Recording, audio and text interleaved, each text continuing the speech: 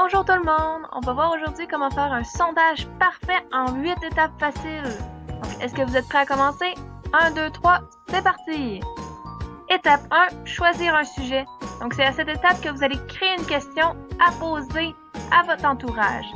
La question peut être sur des préférences, sur la grandeur, en fond, sur ce que vous voulez, mais elle doit être répondue soit par des mots ou soit par des chiffres et il doit y avoir plusieurs choix de réponse. Étape 2, créer un tableau de données. Dans celui-là que tu vas mettre tes choix de réponse, donc ton choix 1, 2 et 3, selon ta question, et où que tu vas pouvoir mettre les choix des gens. Donc, par une coche, tu mets ce qu'ils ont choisi.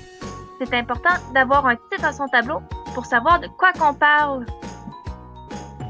Étape 3, récolter des données. C'est à ce moment que tu vas aller dans les différentes classes ou les différents milieux que tu connais afin de poser des questions aux personnes qui se trouvent.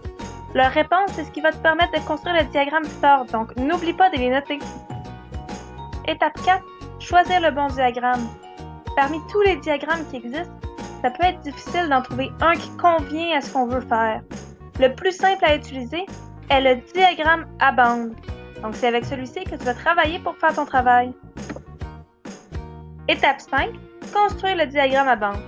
C'est important parce que dans celui-ci, tu vas mettre les données que tu as recueillies.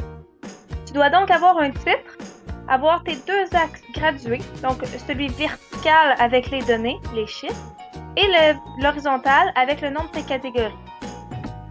Étape 6, mettre les données dans le tableau. C'est à cette étape que tu vas prendre les réponses que les gens t'ont données pour les mettre dans le diagramme que tu as créé précédemment.